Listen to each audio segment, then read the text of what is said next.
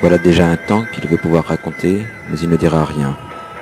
Il a décidé d'être juste, non pas dénoncer la vérité, car il y échouerait, mais situer autour d'elle des lieux se croyant vivantes, elle en viendrait à figer ce dont elle parlait. La vérité parle, oui. Entre les mots que supporte ce qu'elle lit, elle reste un impossible à dire, couvant sous le discours l'inconnu du lien qui les mortifie. Lui, il a cru pouvoir le dire. Il s'est trahi. Et cet inconnu dont il partageait la méfiance, tournant autour, le fourvoyant pour les besoins de leur humaine cause, le brandissant ici en étendard, chacun par soi liant l'autre à son dessein avoué. Je ne veux rien, dit-elle. Pour elle, tout s'est retourné. En se trahissant de la sorte, il passait pour un manipulateur. Le sait-il lui-même? Il l'écrira dans cette nuit du non-savoir. Il écrira ce qu'il ne connaît pas. Et s'il veut absolument l'écrire ainsi, c'est aussi parce qu'il sait que ça pourrait recommencer. Il ne connaît pas de pause, la sublime indifférence ou le martyre en partage. Témoin d'une non-voyance, en cela il sentait goût. Il sait qu'entre eux il s'est passé quelque chose d'une perversion, une tentative sainte, que s'est dessiné un point de sacré entre eux. Que veut-il savoir par cet exercice? De qui cela vient-il? Est-ce déjà là, et pour tous? Est-ce une fatalité qui est venue prendre la place du destin? C'était dans le potentiel de ce qu'il était, déjà. Et pour elle, venant d'elle, si c'était le cas, il en devenait l'agent. Même malencontreusement et hors de son vouloir, il devenait celui par lequel s'accomplissait la perversion. La sainteté est contagieuse. Entre ces deux-là, il n'y avait pas d'origine. C'était pour chacun déjà là de toute éternité. Il y eut la violence d'un regard de l'homme, la violence d'acceptation de la femme, de cette femme. Pas d'origine, mais un début à deux, à trois même. Un regard porté sur deux femmes, l'une qui baisse les yeux et prend peur, l'autre qui affronte et perçoit son salut. Paradoxalement, en apparence, la fragilité semblait indestructible, tandis que l'aplomb du narcisse visuel s'effondrait. Il y a un auto-érotisme plus puissant que celui de l'image, celui de la déchéance de ce qu'elle supporte. Elle écrit, mais en même temps qu'il goûte cette viande sanglante et onctueuse, et qu'il l'apprécie parce que déchu, il lui rend une dignité et brandit un sens qu'il croyait tomber dans l'oubli. L'écœurement est une dignité. Si, par une étrangère fatalité, il présidait l'office, elle en écrivait la prière.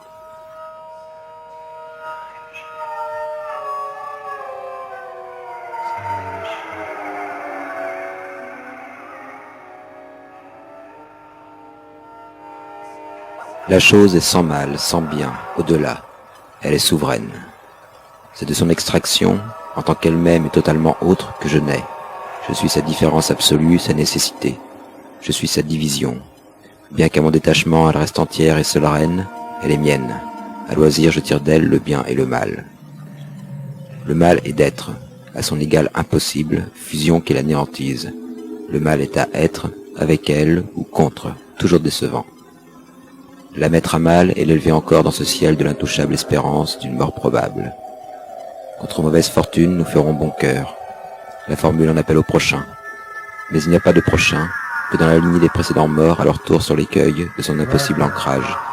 Avec lui, mon prochain, je suis face à elle vulnérable et égale. Piteux, nous sommes atroces et nus, devant cette face dévorante d'un Dieu sans nom. Le trou, par malheur, n'a pas d'intention. Jamais nous ne négocierons avec lui un salut face à la déperdition qu'il commande, la chose. Si je suis là devant elle, c'est déjà que par sa possibilité je me rêve telle qu'elle au-delà. Nous nous sommes nécessaires, elle me tue.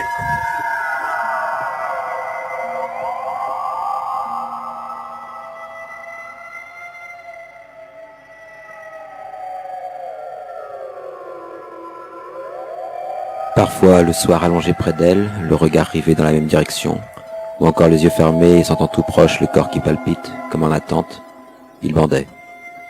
Il savait que la vie ne l'habitait que par instants, que le reste du temps était une longue déchirure fomentant dans ses replis un supplice inconcevable.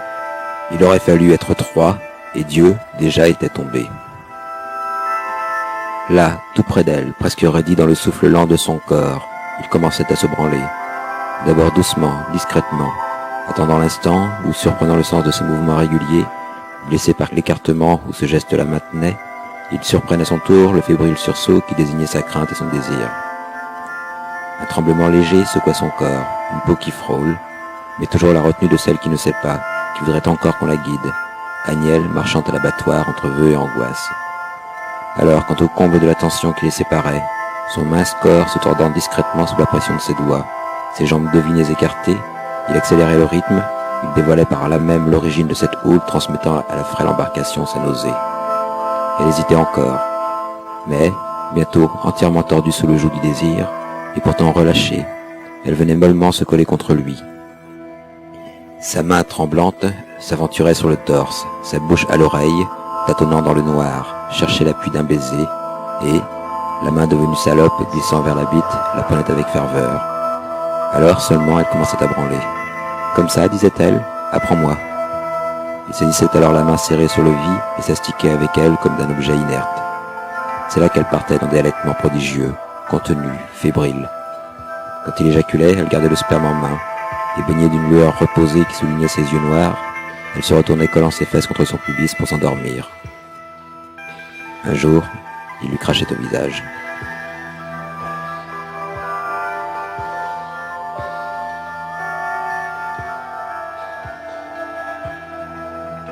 Comment pouvais-je t'aimer sans que tu ne me rendes coupable? Et ton acceptation de tout, ton propre vœu écrit en toutes lettres, m'obligeait au détachement ou à l'horreur. Je te voyais lentement mourir sur mon lit. Ou encore, il fallait que j'invente des supplices effroyables, que je me contemple tel qu'une bête. Je l'ai fait. Mais il n'y a pas de volonté. Un symptôme peut-être. Désirer être le père du pire.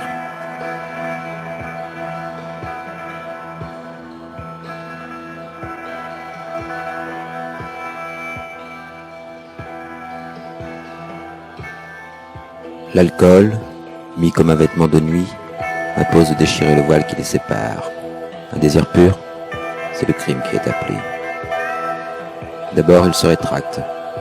Il ambitionne de s'effondrer devant l'autel qu'elle a dressé. Elle est là, pourtant, fièrement déchue, auréolée dans la gloire de sa déception.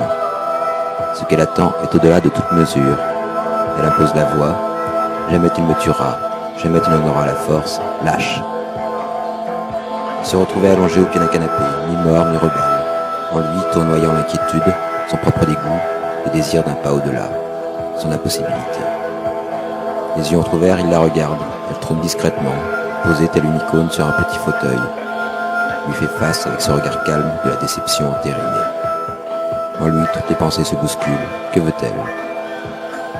Son impossibilité est de l'ordre de la mort, de la chose. La mort appelée était au compte de l'autre.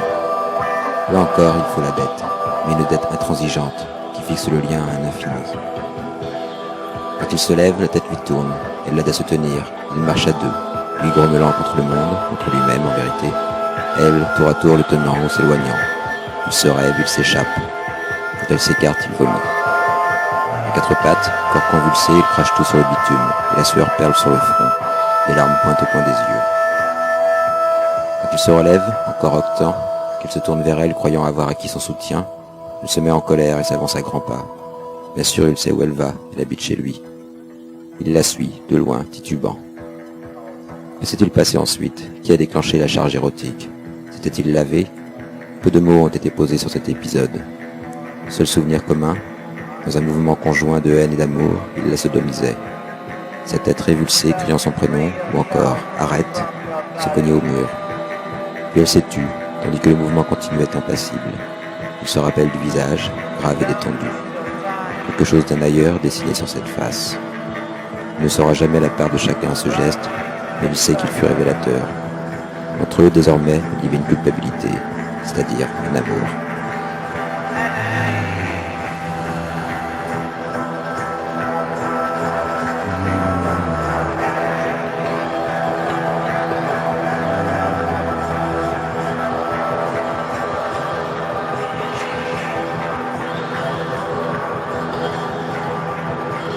De ce corps qu'il a rudoyé toute la nuit, il ne reste rien qui ne soit défait, rompu, brisé. Un visage angélique, auréolé d'une pleine fatigue, pose sur lui son regard apaisé, atroce. Saint-Georges et le dragon, l'ange faisait la bête. C'est son propre corps qu'il a battu, à la limite infranchissable de sa pourriture.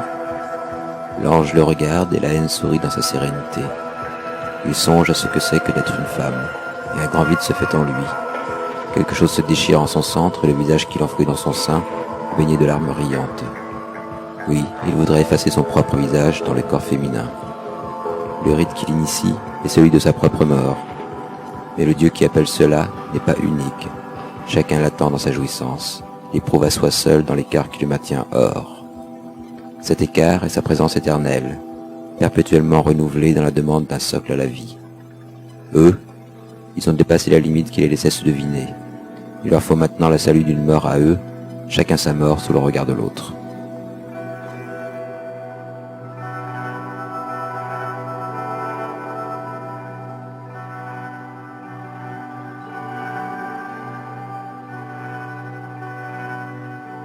Il n'y a pas d'écart entre eux, et pourtant il se trouve de tout. En elle, il se peut que le possible soit tu par l'introuvable d'un impossible. Plus tard, quand la rupture effectuée, elle met à son compte, elle dira qu'avec lui tout est possible, et c'est un reproche. Qu'attendait-elle si ce n'est un impossible? Peut-on verser un impossible au compte d'autrui? Peut-être que pour lui tout est possible, mais alors il lui manque aussi l'impossible. Si c'était le cas, et qui saura jamais, c'est ici qu'il se retrouve, la demande à l'autre d'un impossible à incarner. Le malentendu en amour est fondamental. S'il venait à manquer, que se passerait-il? Il y a la rencontre, cette chère chose tant attendue, espérée, évitée. Bonheur, malheur. Ils ne veilleront pas ensemble, mais chacun séparément dans son improbable solitude. Il n'y a pas d'écart entre eux, car il n'y a pas d'écart de chacun avec soi. Pas de place pour ça. Chacun est un territoire qui se délite, le ravage est commun. Mais tout est différent et chacun retombera sur ses pieds, fragile reconduction, assise d'argile sèche. Et pourtant, il reste une reconnaissance sans borne, une vision d'outre-mort. Elle parle d'une femme ressuscitée, et ça le touche. Il savait, il ne savait pas. Il pourrait dire qu'elle s'est assise en elle. Il répondrait qu'il l'espérait, mais aussi qu'il le redoutait, car désormais elle s'est fermée à lui. Lui, il s'effondre en lui. Mais son assise à elle est aussi un effondrement. En vérité, il n'y avait qu'un point de rencontre, ni avant, ni après. Ce point était un meurtre de la chose, de cette chose qu'était la jouissance entre eux. Il fallait le porter à son comble, le monter au point d'insoutenable, le renverser pour ce qu'il était. C'était l'impossible. Il était réel, incandescent.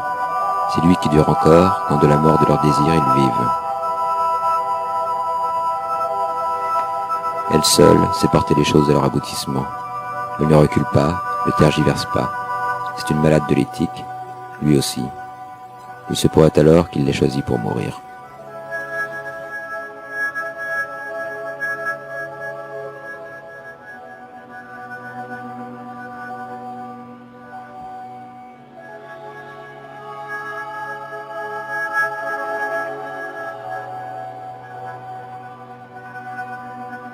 Elle écrit. Voilà quelques jours que je vis chez lui. Le soir même de mon retour, je n'ai rien compris. J'ai cherché à dénuer les actes de la veille du moindre sens, des actes silencieux en somme. Bruissant de silence, je voulais hurler, silence d'existence et de demande de reconnaissance pour soi. Quelle demande vaine, demander cela à un égo centré sur son moi, sur son ça, et lui demander de m'aimer. Ambition, vanité, illusion déchue, et que sais-je encore. Lui, mine de rien, il a tout programmé. Sa longue descente vers l'aliénation. Mais sa descente n'est pas une chute libre. Il a pour l'aider toute une amana de lianes, différenciées avec lui, pour l'aider et le tromper dans son espoir de chercher le néant, ou alors je n'ai rien compris. Vivre parce que la vie est absurde, vivre parce que pour est par elle. Peut-être est-ce cela, il goûte aux délices d'une vie pétrie par l'absurde, il y prend goût, s'en délecte. Son désir de chair saignante n'est rien d'autre. Mais en même temps qu'il goûte cette viande sanglante et onctueuse, et qu'il l'apprécie parce que déchu, il lui rend dignité et brandit un sens qu'il croyait tomber dans l'oubli. L'écœurement est une dignité. Se montrer dégoûté par elle, c'est montrer qu'elle ne lui est pas indifférente et qu'elle le touche au plus profond de sa chair. Alors même qu'il la réifie, il la glorifie. Être pris aux entrailles, c'est faire montre d'identité. Je suis comme toi, viande pourrie, et je t'aime, toi mon image spéculaire, mon imago encensé, nouvellement découvert. Alors tu cherches le néant, et au lieu de cela tu trouves un ruisseau de sang, et voudrais le désensifier. Du sens, du sang, c'est du sens, et toi tu es dans la merde. La raison veut anéantir le sens pour faire place à la vérité, mais le sens, parce qu'il est nourri de sens, est irréductible à la vérité. Jamais de conversion possible, sinon pour obtenir un alien de vérité. Belle utopie, ta vérité aliénée, tu te la fous au cul, et tu te l'enfonces profond, cachée là où personne ne la voit. Après tu la bouches avec un caillou de sang. Quand tu crèves, elle pourrit, et tu ne la rencontres jamais.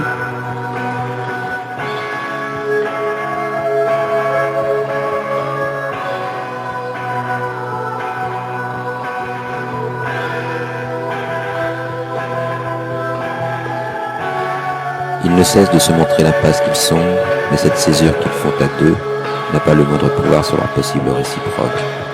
Ils se maintiennent en vis-à-vis, impuissants.